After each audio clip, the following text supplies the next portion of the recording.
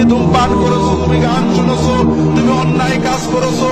যুবকদের বলছি, বিশেষ করে তোমার আমলনামায় শত গুনাহ জমা হবে। যৌবনের উচ্ছলতা উচ্ছৃঙ্খলতায় কিছু পাপ হবে, হতাশ হওয়ার কিছু নেই। তবে নামাজ কাজা করার পাপ যেন তোমার আমলনামায় কখনো না ঢোকে। যত গুনাহ করবে আল্লাহর কাছে কাঁদবে, আল্লাহ আর করবো না, তৌফিক দাও। আবার হয়ে যাবে, ভুল হবে, নিয়ত করবে, চেষ্টা করবে, কিন্তু নামাজ কাজা করবে না। খেলার মাঠে ছিলে, ক্রিকেট খেলা দেখছিলে, টিভির সামনে ছিলে, সিনেমা হলে ছিলে, যেখানেই থাকো না কেন ওয়াক্ত হলে নামাজটা আদায় করবে। কিছু যদি না জানো, আজকে থেকে এখন থেকেই নামাজ, কিচ্ছু জানো না, ওযু করবে, দাঁড়িয়ে যাবে, যদি জামাতে পড়ো ইমামের পিছনে, না হলে দাঁড়িয়ে যাও।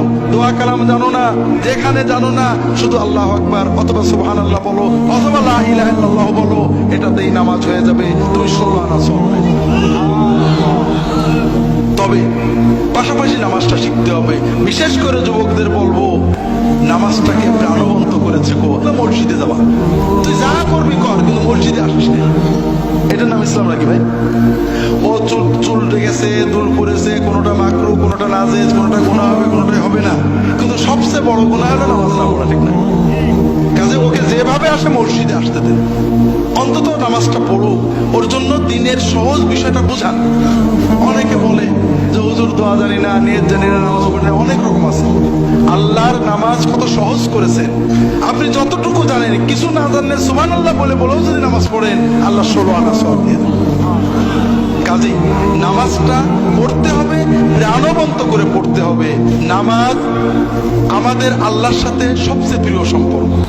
আমরা নামাজে অনেক ভুল করি, মেয়েরাও করেন, পুরুষেরাও করেন। আমরা নামাজ যারা পড়ি তারা কি ভুল করি? নামাজ পড়ছি, কিন্তু রুকুতে যে কটাস করে উঠে পড়ি, পুরো না দাঁড়িয়ে আবার সেজদায় চলে যায়। সেজদায় যে তাড়াহুড়ো করি, দুই সেজদার মাঝখানে ভালো করে বসি না। এইরকম মুসল্লি কি আপনাদের এলাকায় আছে? তো ভাইরা, খুব ভালো করে বুঝুন, আপনি সূরা কিরাত জানেন না, নামাজ হবে। আপনি কোন দোয়া জানেন না, নামাজ হবে। আপনার কাপড় নেই, ন্যাংটো হয়ে নামাজ হবে। আপনার পাক কাপড় নেই, নাপাক কাপড়ে নামাজ হবে। কিন্তু রুকু সেজদা আপনি দিতে পারেন, খটোমটো করে দিয়েছেন, নামাজ হবে না। কারণ আপনি মালিকের সামনে গেছেন, প্রধানমন্ত্রীর সামনে গেলে, এমপির সামনে গেলে কত ভক্তির সাথে থাকেন, আর মালিকের সামনে মাথাটা নত করেছেন। আপনি একেবারে হঠাৎ করে উঠে পড়লেন, শান্ত হয়ে দাঁড়ালেন না। এইভাবে রুকু সেজদা করলে নামাজ হবে না। কাজেই অন্তরের মহব্বত দিয়ে নামাজ পড়েন। ছোট্ট একটা বলি, রাসূলুল্লাহ সাল্লাল্লাহু আলাইহি ওয়াসাল্লাম দুই সাজদার মাঝখানে কি বলতেন? রব্বে গফিরলি। কখনো ওটাই রিপিট করতেন, কখনো বলতেন রব্বে গফিরলি ওয়ারহামনি ওয়ারযুকনি ওয়াহদিনি ওয়াআফিনি ওয়া'ফু আন্নি ওয়াজবুরনি ওয়ারফা'নি। দোয়া করতেন। দোয়াগুলোর মানে কি?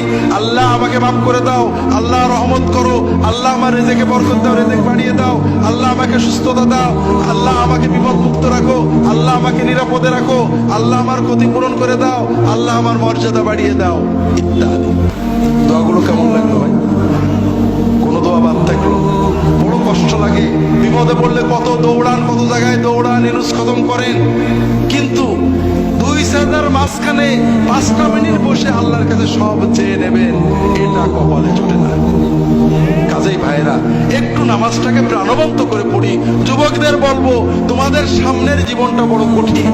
কারণ আন্তর্জাতিক মিডিয়ার মাধ্যমে, আন্তর্জাতিক বাণিজ্যিক সাম্রাজ্যবাদ আমাদের যুবকদের যৌবনকে এক্সপ্লয়েট করে বন্ধু করো, গল্প করো, আড্ডা দাও, এটা করো, সেটা করো দিয়ে তাদের জীবনটাকে ধ্বংস করে দিচ্ছে। যৌবনের 35-40 বছর বুঝতে পারবে না যে কি হারিয়েছো। যখন 60, 70, 80, 90 যাবে, তখন বুঝতে পারবে। কিন্তু ব্যাক গিয়ারের মতো কোনো সুযোগ জীবনে নেই। যদি জীবন এবং যৌবন দুটোকেই ভোগ করতে চাও, শুধু যৌবন নয়, তাহলে একটু সচেতন হও। অনেক কথা বলার ছিল, শুধু বলবো যে আর যাই হোক, নামাজ ছেড়ো না কখনো।